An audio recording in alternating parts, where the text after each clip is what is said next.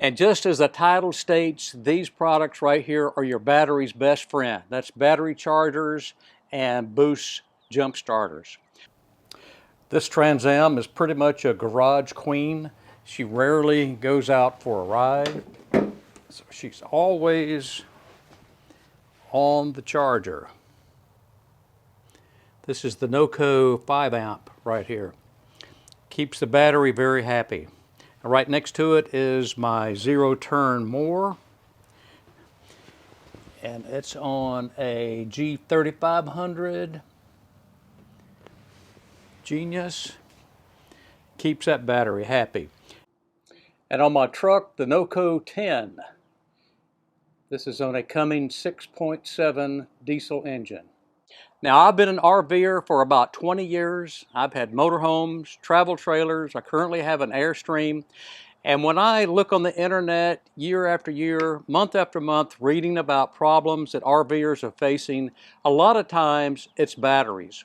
And the one thing that we as RVers waste money on the most really is batteries, when you stop and think about it. Frequently, I see new RV owners that have only had their unit for 2 or 3 months, and they're already putting new batteries in it. And there's a reason for that, and it's user neglect about 99% of the time. So if you followed my channel for any time at all, you know that I have a special feeling for batteries. I've made several videos on batteries, and I've written about batteries and how to care for them in both of my books.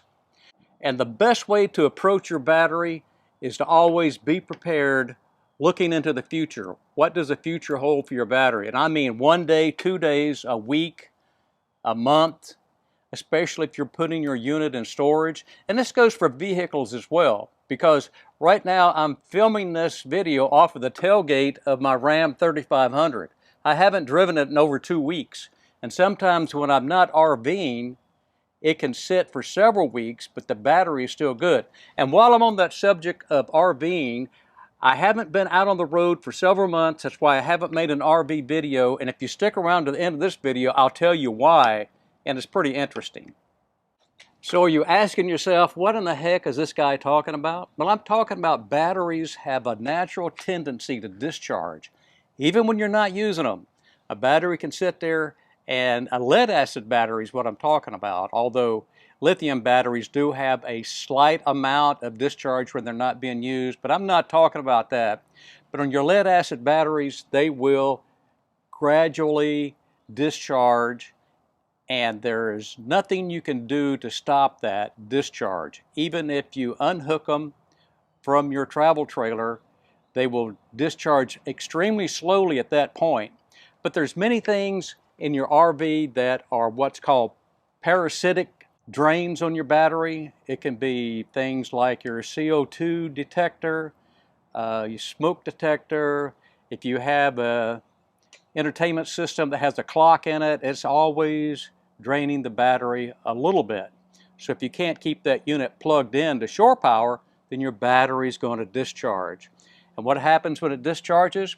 Well, when it gets down around 60%, it's going to start to degrade the battery. Down at 50%, it is really degrading the battery. Chemicals are creating a reaction that will sulfate the plates, which is a crystalline buildup on the plates. And it doesn't take long before those plates are damaged, and it's going to not charge all the way fully. And over a short period of time, it's not going to recharge at all. So you never want to drain your batteries down below, well, I go with 60%. Some people say 50, but I don't want to gamble on the life of my battery. 60%, my batteries need to be on a charger, if not sooner. So that's what I'm talking about by prematurely killing your batteries. When they drain down like that, it's a slow death, but it is a certain death for your batteries. Thus, battery chargers.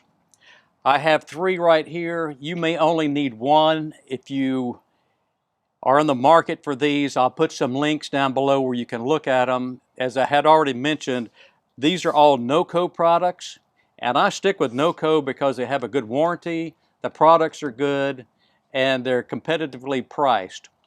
So this is a 10 amp Noco that I keep on my truck when I'm not driving it. A 5 amp, which I sometimes keep this in the garage on my Trans Am. If I'm traveling, I will put it in the back of my truck in case if I have to charge my truck and maybe charge my trailer at the same time. And then an older Noco G3500. I've had this probably 8 or so years. It still works perfectly, and I use this around the home here for my tractors, lawnmowers, things like that, because when they sit over the winter, if those batteries are getting weak that's in your lawnmower out there or your small tractor, so you might want to go ahead and put it on the charger. You can let it charge for, I swap mine out like every 30 days or so. I've got 3 different tractors. So 30 days on the charger, then it goes to the next one for 30 days. And that'll keep your batteries topped off, and that will make them last much longer. Now, how much life are you going to get out of your batteries? Well, it depends on how well you take care of them. And I almost forgot to say that these battery chargers are completely safe to leave on your batteries for weeks or even months.